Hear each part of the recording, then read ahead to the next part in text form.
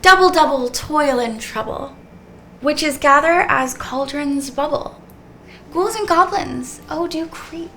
In go the ingredients, so to steep. I have newt and dew of the sea. As I will it, so mote it be. What if I told you that most of these ingredients in these spooky witches brews were really just different herbs and spices that you probably have in your pantry right now? See, most of the women that were accused of witchcraft were just healers, medicine women basically, and midwives that were making salves and herbal teas to cure basic physical ailments. But having an air of mystery around your concoctions was a lot more marketable. I mean, if you had prescribed someone a elixir or a potion of blood of Hestia and a sprinkle of elf's ear to cure their restless soul, that had a lot more appeal than giving someone a cup of lavender and chamomile tea to help with insomnia. And it prevented people from stealing their recipes and all of the hard work that went into developing that, and made them a little bit more valuable in society. Tonight's recipe has some blood-curdlingly creepy ingredients of its own. We're going to be making some sugar cookies that are guaranteed to make your skin crawl and your stomach grumble. So let's get started.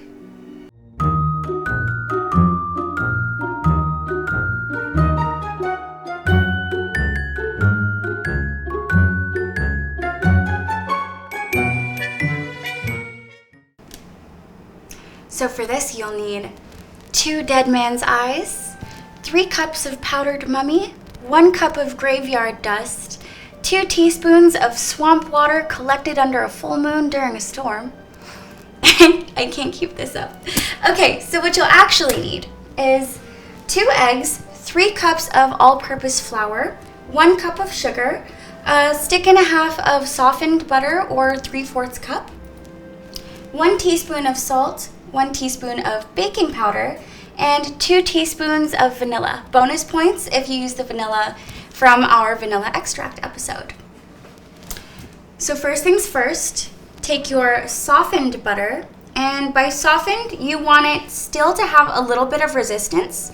You want to leave like a little bit of a fingerprint, but you don't want it to be able to sink all the way through.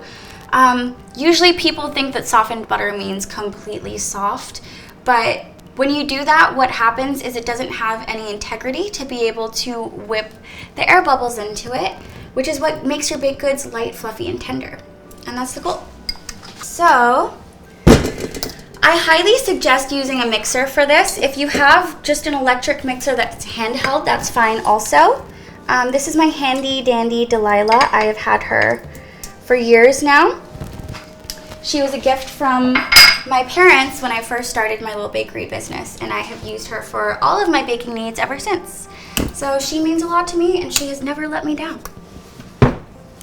Okay, so you're going to mix that, give it a little, just soften it up slightly. Get that going, warm her up. And now add your 1 cup of sugar. And then cream those together on medium until it makes a smooth, fluffy paste. Should take 30 seconds to a minute.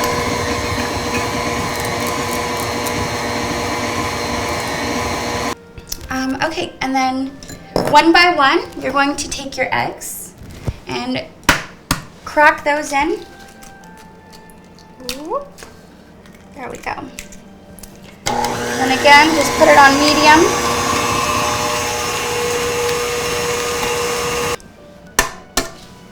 Add your second.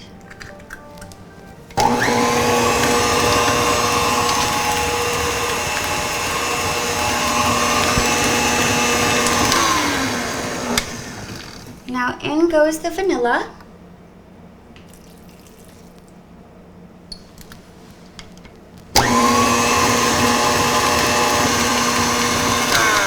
Perfect. Okay, in a large bowl, take your flour,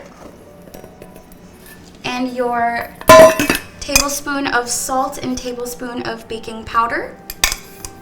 And just dump those in. Give them a good whisk.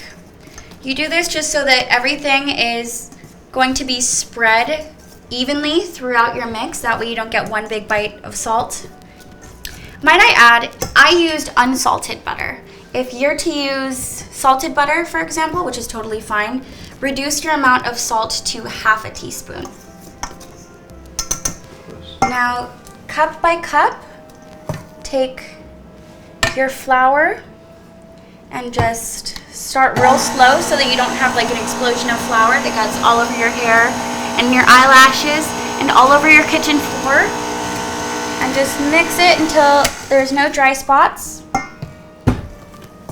And then do it again. Actually, you know what? Let's get a little crazy. Let's do 2. And then add a little more. You don't want to over mix this, by the way. Once it's mixed in there, there's no dry spots, it's not super clumpy, that's enough. It's not like bread. You don't want to knead it. You don't want to overwork it or it'll develop too much gluten, which this is a pro-gluten household, but too much gluten will result in a very tough cookie, which isn't a good thing in this case.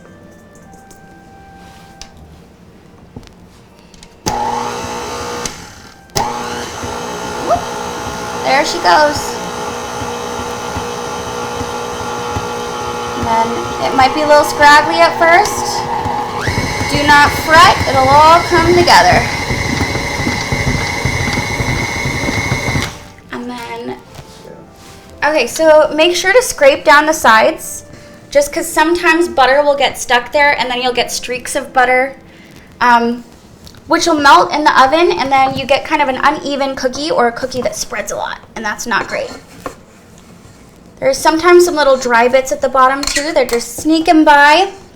Don't let them get away with it. You don't want a crusty cookie. Okay, now give her another whirl.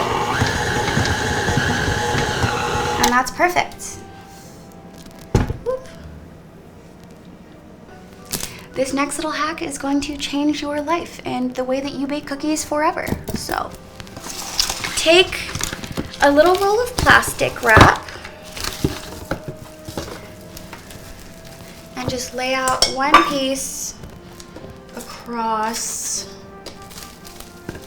maybe like 1.5 feet. And then just right on top of the other one, let me pull this out a little more. You want some overhang by about 1 foot, just to be safe.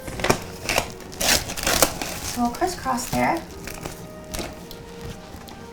Now right on top, just plop your ball of dough right there.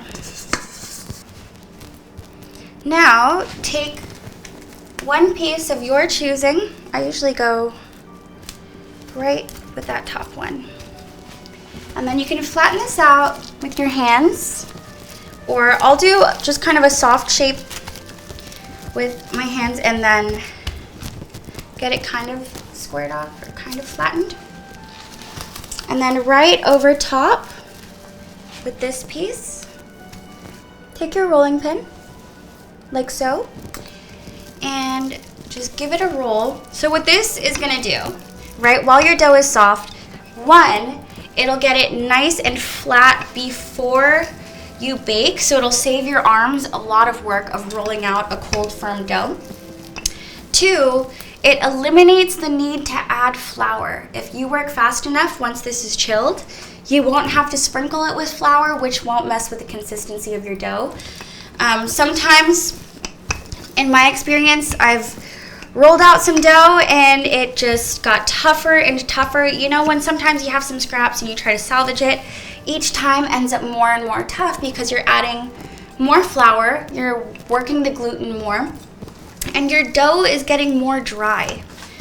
So this saves a lot of time and effort and just gives you a more delicious cookie. I aim for about a 1/4 inch thick.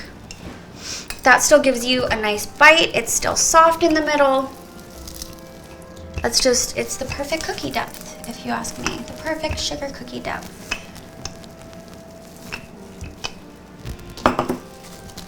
Then just fold over your edges so that it's all sealed. Get a nice baking pan. And then just lay that right on top. Now pop this in the fridge overnight, preferably. If you're impatient like I am, you can put it in the freezer. Just leave it in there for a minimum of an hour so that that butter will solidify, and your cookies will keep their shape and get you the texture that you're going for. All right, see you in an hour. So just like Christmas morning, we're gonna unwrap our chilled dough. It's nice, it's kind of like a little envelope around your sugar cookie dough. And like I said, as long as you work quick, you don't have to worry about flouring. See, it's already there. Oh, one around the corner. Beautiful. That's exactly what we want. So for these cookies, you're going to need a little tombstone. I think I just got this on Amazon. I've seen them in a lot of places. A basic square cookie as the base. If you don't have this laying around and you don't feel like buying one, you can literally just take a knife and just create any kind of rectangle that you think is the right size to fit your cookie. A coffin, because who doesn't love a good coffin-shaped cookie? It's spooky season. I mean, you gotta go all in. And just like these square, just like the rectangle, I have a narrower rectangle that we're gonna use as the legs of our psychic table. So for both of these, you can literally just take a knife and just cut out somewhat even rectangles. If you need to, you can also print out a stencil. That is super handy. Just on a piece of paper, just give you a little guide. So now, get another pan, or another cookie sheet, if you will. Don't judge me. This one has seen some shit, but it's still got some days ahead of it. Just means it's been loved. It's been used. It's found its purpose. And then line that up so that you can get as small of a wasted edge as possible. And then just, you guys know how to press down on a cookie. You guys know how to make I don't know what I'm saying. Ignore that. You get the gist. Okay. So I like to do these first because they're the biggest. They take up the most space. Get them out of the way. So we'll do 2 of those.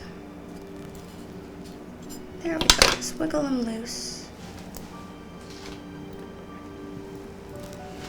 And then get your base for that.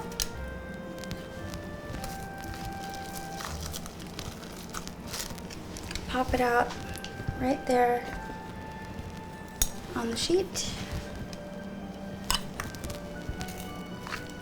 Beautiful.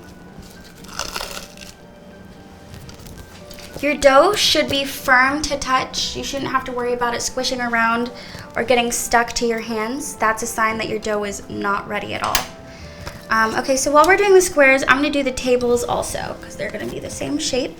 Move fast. Butter can be very temperamental, and sometimes just the body heat, or if you're living in a warm place, can be enough to break it down. All right, and then we're gonna do our coffins.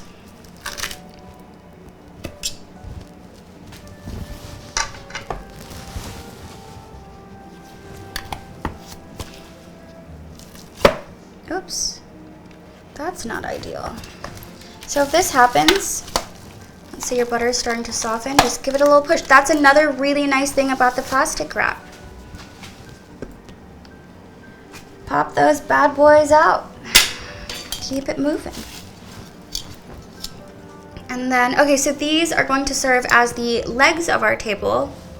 You don't need the full length of it. So for each table that I'm doing, I'll just do one of these and then cut it in half.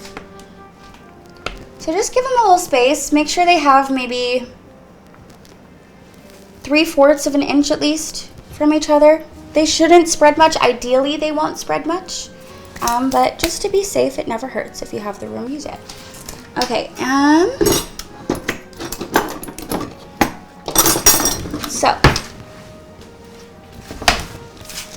cut these in half, right down the middle. Good. Boop. As straight as you can. Oh, and then space them out. Just give them a little bit of breathing room. And there we have it. Voila. I do this every time. Your oven should have been preheated to 375.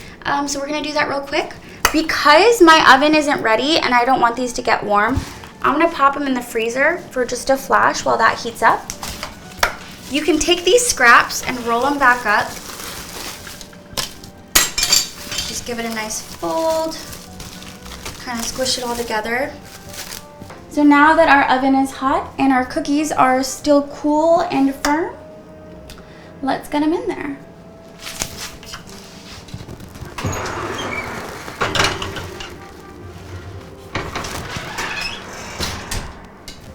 So you want the oven at 375 instead of the standard 350. That increase in temperature is just going to make it so that the cookies bake and set a little bit faster.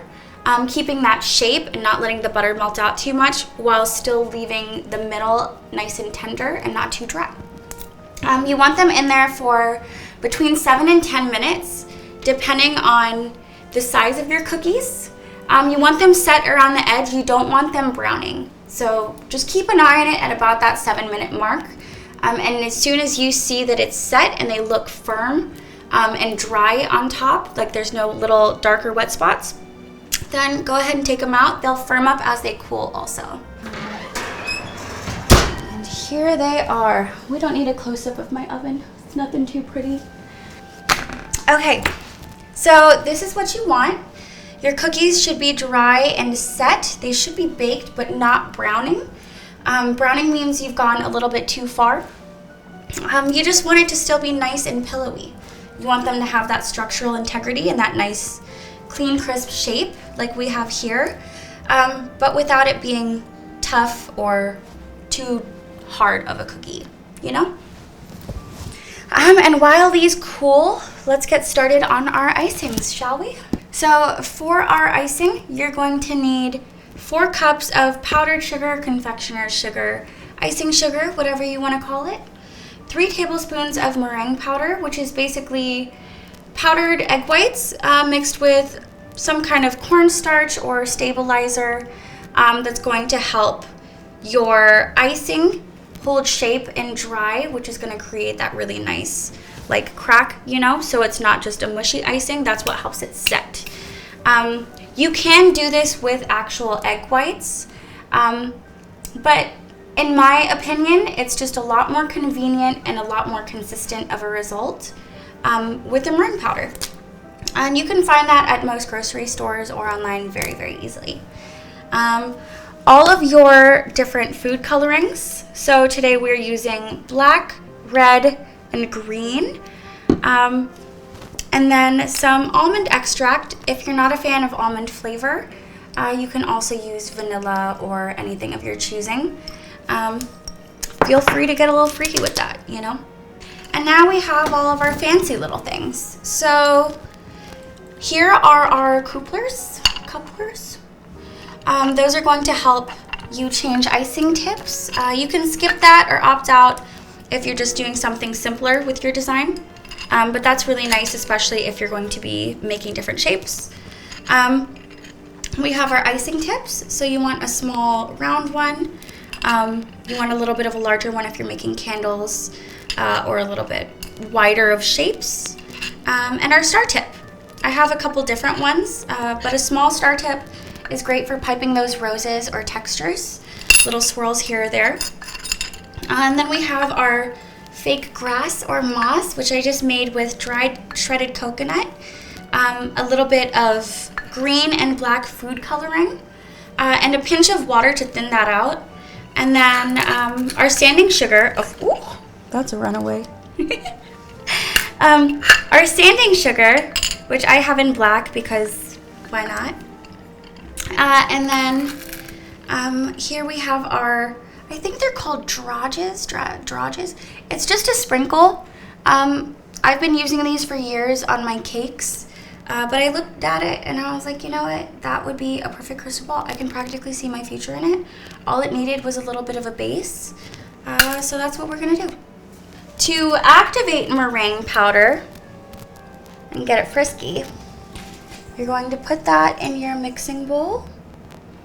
Also, it like smells really good. I don't know what they put in that to make it smell like that, but like if I could have that as a perfume, I would.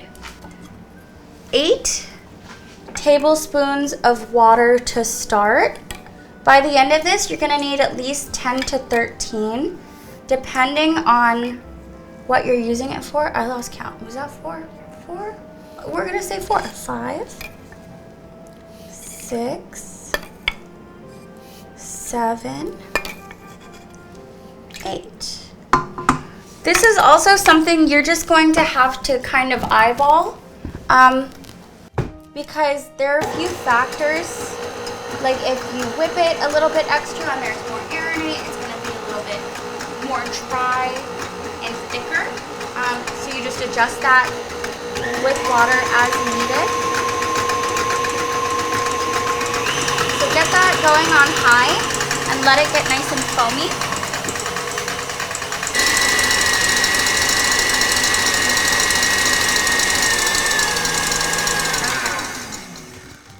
So now that that's frothy, that's what you want. You're going to take 1 by 1, cup at a time, add your powdered sugar.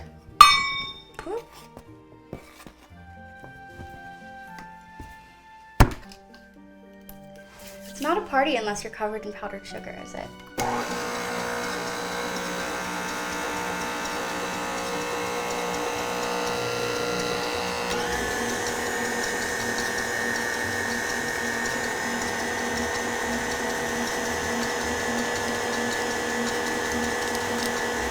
So I started on low so that you don't get any of that, you know, explosion of powdered sugar, similar to how we did with the flour in the dough. That's good. As you add that sugar, it's just going to get thicker and thicker and more fluffy. Gorge.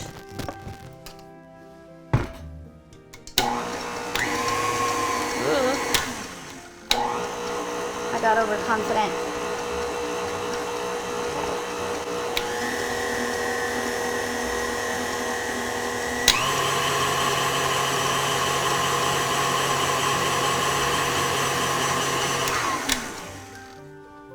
Now, this is a good point to scrape around the sides to make sure you don't get any clumps or dry spots while you're mixing. And then I just scrape up across that to get the whole mixture off. Ooh. Just a little to get it going. I really need to stop saying a little a lot. I've realized I say a little so much when, like, really it's not a little, you know? I gotta learn how to say it with chest, with confidence. Now, so this is just a me thing. I like to, when it starts to get real thick like that, instead of adding water at the end to thin it out, I don't know, I like to add a teaspoon here or there, or a tablespoon here or there. Another tablespoon. And then we're just gonna toss all this in there.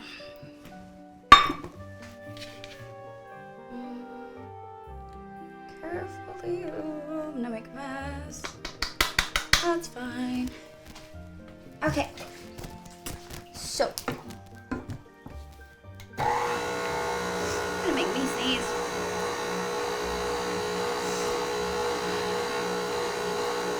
Okay, false alarm. I think we're good. Crisis averted. Maybe? Yeah, no. We're good. We're good.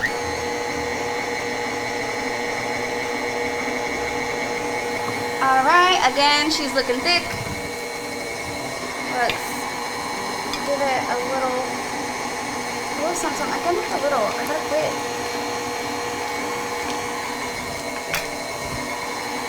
Okay.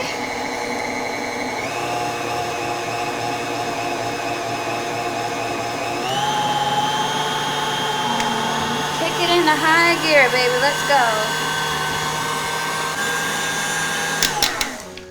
So now that our sugar and meringue and water are all looking good, we are going to put a smidge of almond extract. Be real stingy with this because it does not take much to overpower it. And I might even do like less than half of this, just a drop, maybe 2. There we go. That's enough.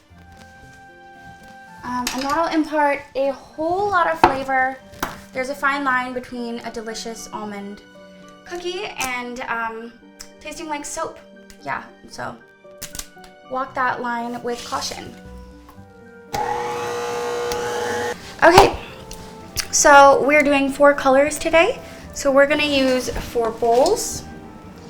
So the tricky thing about this, I should mention, by the way, that you want it to not be, you're going for a cloud-like texture. You want it thick, and for you to be able to do this and have it like hold shape, you know, that's not the best example, but like stay up like that, you know? But you don't want it to be too thick to where it's just lumpy, or it kind of like breaks where it looks like it's kind of cracking. So I think the colors I'll need most are going to be black and white. You know what? Scratch that. All right. Actually, yes. Okay, so black, white, and gray. And then we're just going to do some accents of red. So we're not going to need as much of that. Yeah, so the tricky thing about icing is that you're going to need different consistencies depending on what you're doing. I start out with a thick consistency for piping shapes that you want to hold shape. So let's say the roses, or if you want some bones, things like that, the candles. All of those you're going to want a firmer texture. So for the black, we don't need anything in a thicker consistency. So we're just gonna go right ahead and get it to what I call the perfect piping and flooding consistency. So what I'll do is I always add my food coloring first, and then I'll adjust the texture, just because there's been times where it took more food coloring, especially when you're working with these dark tones, like reds and blacks. They take a lot more food coloring than pastels, obviously. So sometimes you underestimate how much liquid is going to be in there. I always suggest using gel colors. It just gives you more control over the consistency. But even with gels, that can sometimes make it too thin. It happens quite often. So I just keep on adding more until it gets to the shade that's dark enough for my liking. And just to make this a little bit easier, because I know I'm going flooding, I'm going to add bits of water, around a teaspoon at a time.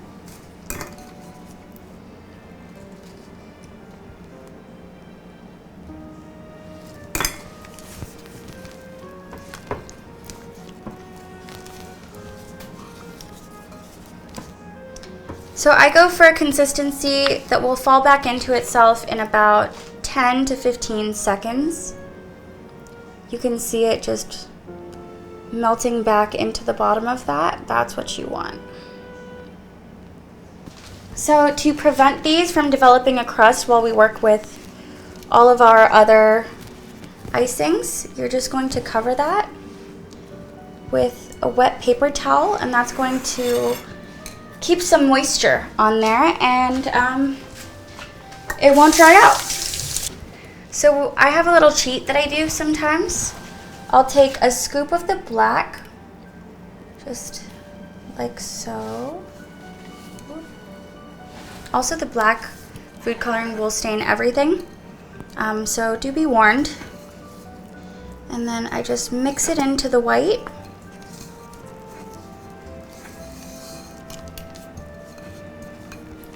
And that'll create a nice gray. Look at that. We're going for cemetery gray. So again, I'm just going to add a little water.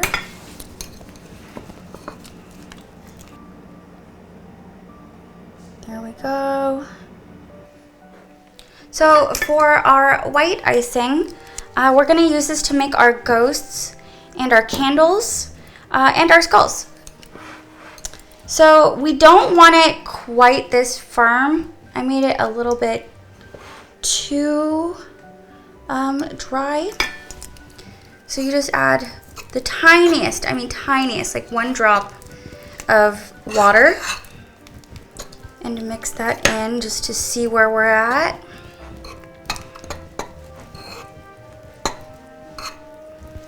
For this, you still want it cloud-like, but you want it to be smooth.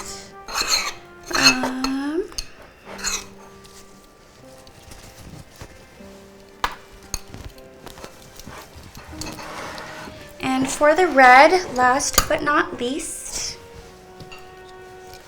just gradually add a few drops at a time until you achieve the color that you want. What I do too when I'm making darker tones, so that it's not just this very one-dimensional bright shade of red, I'll add the smallest, just a little smidge of black. I'll put it on the back of a spoon and I'll actually dab it away on the side. That way, if I want to come back to it and add more, I can. And this is going to darken as it dries too. So even if you're just not getting that color that you want, don't stress it, because it'll probably drop in shade. Because we're doing roses, and I want to have some clear, defined ridges in there as the petals and those swirls, we're gonna leave it at this point. All right, let's get our piping bags. So take your piping bag, and get a coupler. Unscrew this little doodad. And then slip this in. Get it around to where it's not going to move anymore. And then just slip it back up and cut.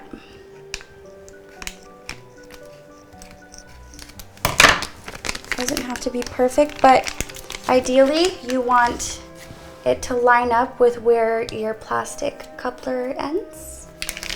And then you're going to take the icing tip that you're using. So we're using a small star point for the little rosettes. Put that on there, and then just right on top, take your plastic piece and screw it on.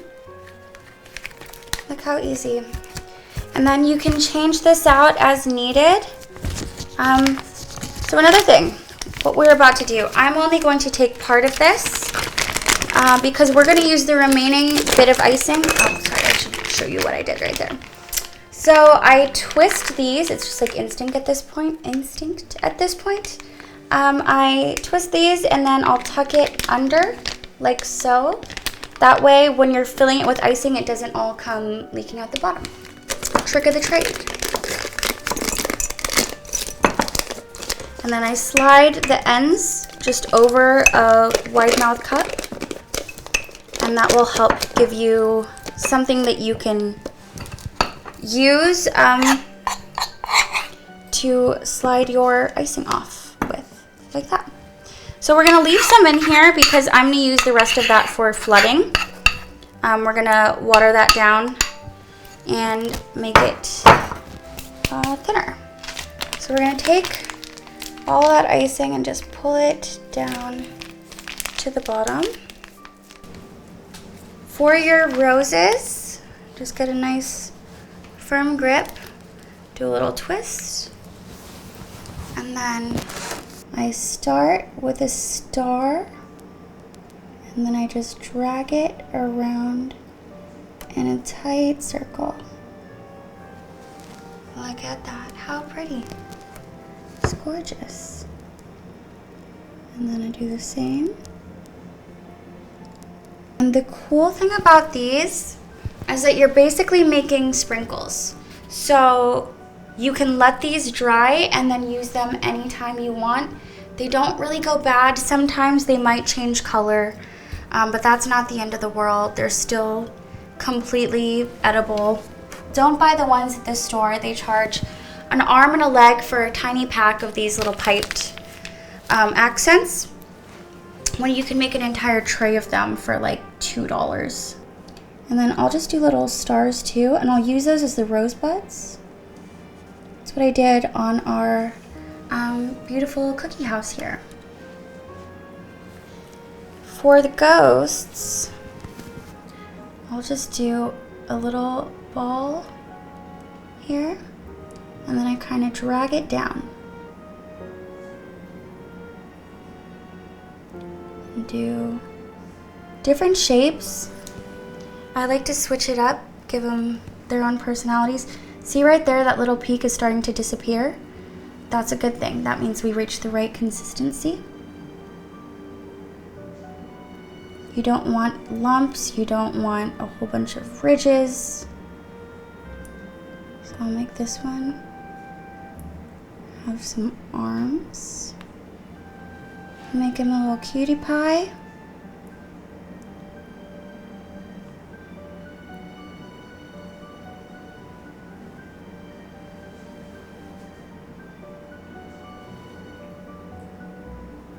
I just like to round out the head. That's the most important part. This is my handy dandy thing. I don't know what it's called. I think it's just like an icing pin. I just made that up because I don't know what it's called.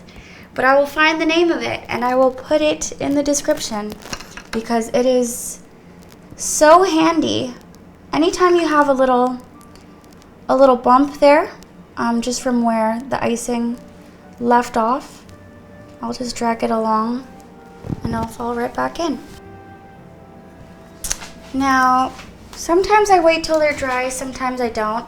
But what I'll do is I'm just gonna dip the icing pick in the black icing. And I'll just give it 2 little eyes. There we go.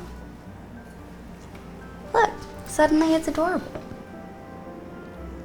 Just whoop, whoop. Well, that one's a little wonky. She's fine, she's got a great personality. How freaking cute. Oh my god, look at them. I would let them haunt me. All right. And the skulls are the same. The skulls, you just do a circle, just the same. And then I'll take the pin, make sure there's no black left on there, and drag down a smidge, just to square out the mouth part. All right, now these are a little bit more difficult. Sometimes they're just not consistent. but I'm gonna do my best. I do usually wait, I'm going to be honest, until these are dry to paint on the details. But I'm going to attempt to do it right now, so if they're not perfect, I apologize.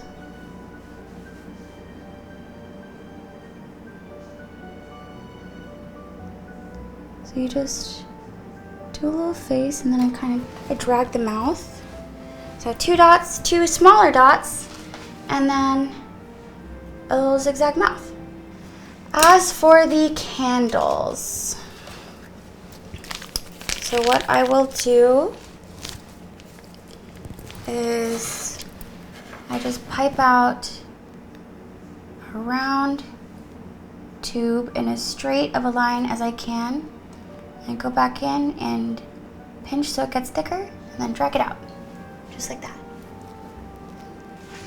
Then to give them the candle, oh, that's a lot. To give them the candle effect, I'll just dip a little paintbrush in some water and then take the yellow food coloring and just water it down. And paint those so it has that candle lit effect. They go from just weird, slightly phallic shapes to candles in an instant. You can even give them some texture. Look at that. All right. Now, for the final piece, I originally did these in purple, so I'm sorry, you're just gonna have to deal with a slight color difference. Mine are done in purple, but the ones that I'm showing you now, for the sake of convenience, and because I kind of wish that I did them in red instead, because I like the color scheme, we're gonna use the red. So I just did a little swirl around the base, yeah? Like that. You just want something with depth. I'm smoothing it out. And then take one of these and just right on top like that. And there's our accents. You can get all kinds of crazy with this. So with these, you want to leave them out for a minimum of 6 to 8 hours. That's going to make sure that they really solidify and you don't try to peel them off and then it just crumbles and all your hard work went to waste. So now let's get icing. You're going to take our tombstone cookie, let's start with that, and the gray, and create a straight line. I keep it somewhat elevated and let the icing fall onto the cookie. And just follow that line. Not quite on the edge, but almost. We're gonna do just this main part first. Now fill that in as even as you can get it. And then I use the tip to smooth things out. Just swirling in a little motion like that. Yeah, nice swirl motion helps fill in those areas. And if there's parts where it's not touching the edge quite, I use that icing pen, go in, clean up those edges. You can drag it out to make that more square. That looks nice. Round it out. Just guide the icing where you want it. And then I'm also going to go in and create that base. Leaving a gap in between is going to give you some texture.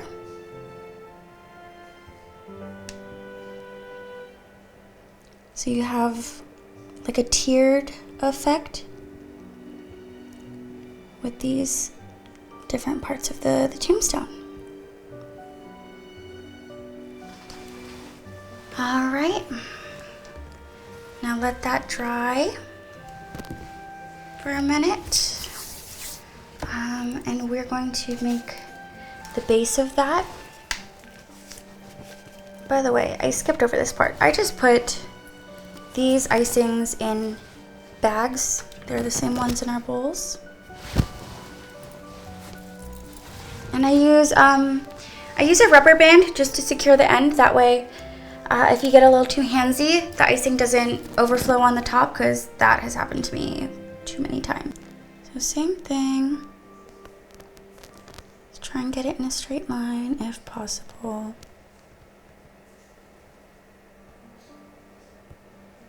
Then fill it in. These don't have to be perfect anyway, because we're going to cover them in the shredded coconut.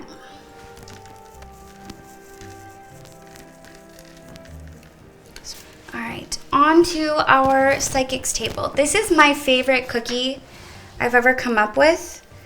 It's a whole lot of detail, but it's worth it. It's just so cool, and it kind of transports you to this little mini mystical world. So again, just outline it as best as you can.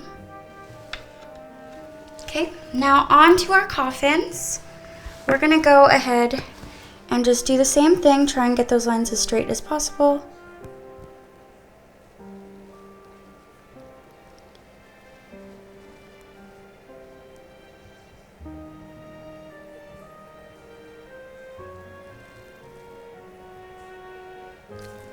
Perfect.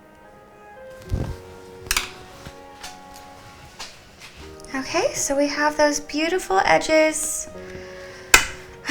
And this is the worst part. We have to let them dry. So resist the urge to touch them to see if they're dry. They'll start to get very matte, and you'll just know. You'll feel it in your heart that they are ready.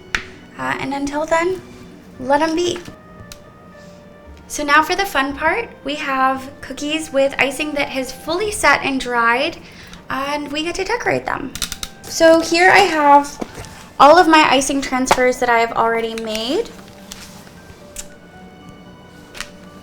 I have our candles, the roses like I showed you, some cute little ghosties, and a couple other things. You know what, we're gonna do the psychic table for 2 reasons. One, this needs to have a blanket on top of it, a tablecloth.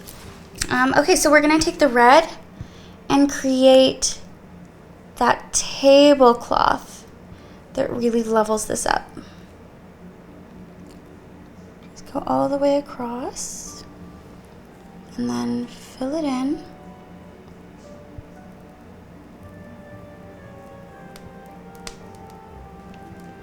And I like this to drape down like an actual tablecloth would. And then I'll just clean that up later.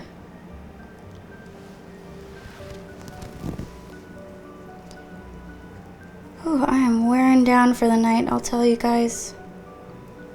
What I do sometimes to make this like perfectly smooth, I'll take the palm of my hand and just pat it down, give it a little shake, and that will flatten a lot of those little bumps that might be stubborn. Okay, so now that that is on there, give it a sec to dry. And let's go in on our tombstone, actually. So on our tombstones, I like to add some accents to spice it up. I'm gonna do a highlight in the corner, and then just drop that down. Perfect. And do the same little highlight across our tiers here.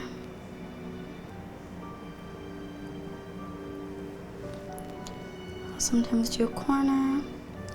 And then what tombstone would be complete without a nice RIP sign? Just very carefully try to spell that out. If your icing curls up like that, just wipe it off and start again.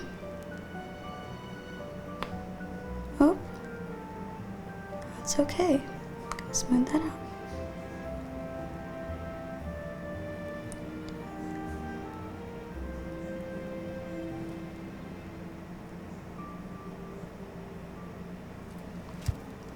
Let's do this little guy. So just put some icing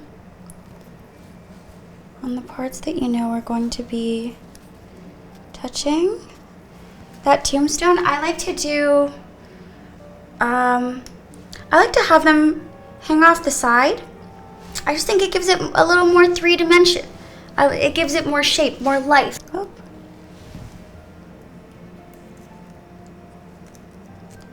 Get back on there. And then, all right, this is the tricky part. You have to stack these up, give it some more support. And then I lean this back on something. So right now we're gonna use the almond extract bottle and let it dry like that. All right, and while that bottom part is wet, we can put a rose or two.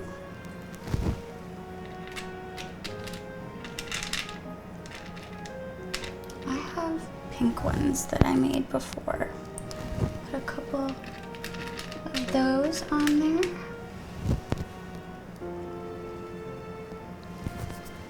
For the coffin, let's do some cobwebs.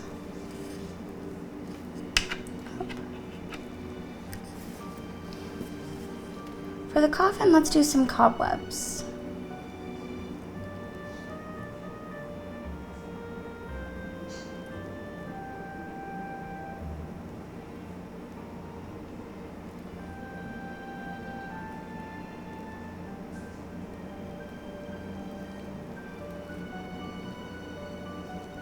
Ooh, they're a little chunky.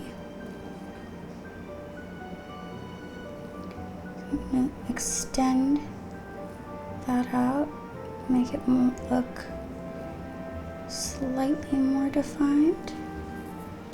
And I'm gonna take one of our transfers. Where's the skulls? Take one of my skulls here. This one's a cutie. Oh, got a runaway. Ay, ay, ay. Need 2 hands for this. There. Gorgeous. Maybe we'll give her a dress.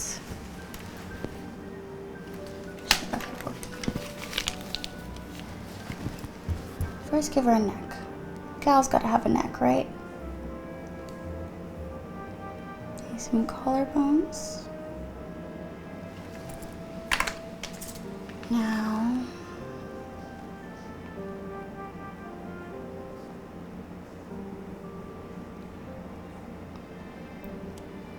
make her dress.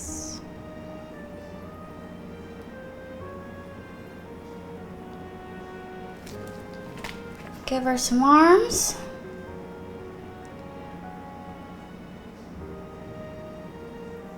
Some sad little hands. Because that's as detailed as we're getting tonight. Ooh, that's not looking great. That's fine. She's got big hands. Ain't nothing wrong with a girl with big hands. Weird feet too. This is not my finest. Should have used a smaller piping tip, but you know what? That's what we're working with tonight. You can't win everything. Alright, so we're gonna zhuzh her up a little. Use some of this and throw on some roses. Make her pretty.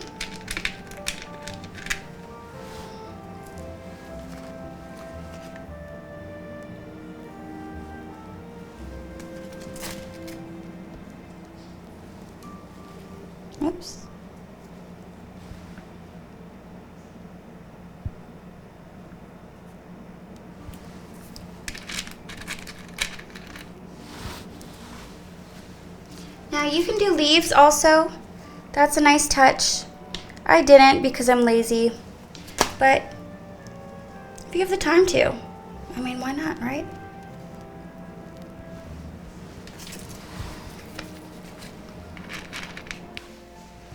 So now that our table is mostly set, but that icing on top is still just slightly wet, I'm going to take the miniature tarot cards that I found that are made of wafer paper that set off this whole idea. Everything in this was built up around discovering those.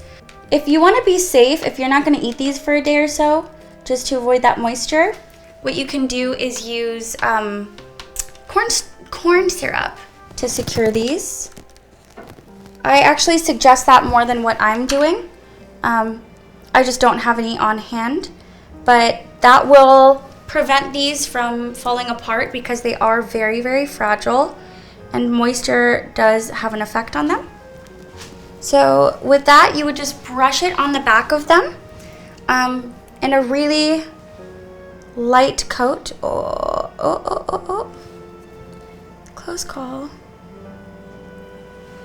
There we go. But instead, I am just pressing these down. Let's go with this one.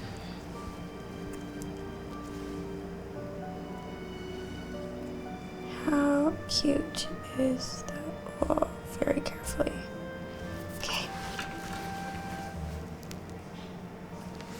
Now I'm gonna take some candy crystals that I literally just made out of crushing up rock candy, like, you know, those little like sugar stirrers, and it worked out as the perfect table crystal. Tell me that's not a crystal right there. It's a nice little geode.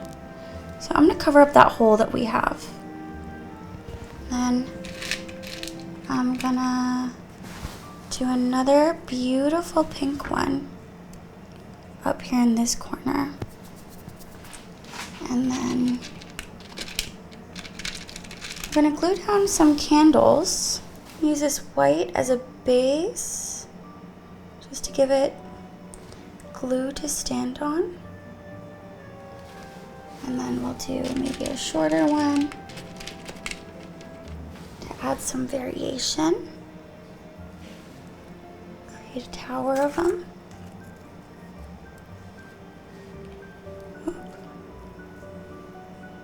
The nails are really not helping me right now. Lovely. And then put one of the skinny ones that we made right there in between. Just stack them up. And of course, we can't forget our crystal ball. Oh, that's a lot. That's a lot. Oy vey. We do not need that much. Scrape that off. Okay, then just stick that on there. And we have a complete tarot table. Isn't that amazing? I mean, come on. Tell me that's not like the coolest cookie you've ever seen. So there you have it. Well, I am beat. Thank you for joining me in this night of mischief and indulgence. I am off to seek out the dark forces and join their hellish crusade. Good night, everybody. I hope to see you soon.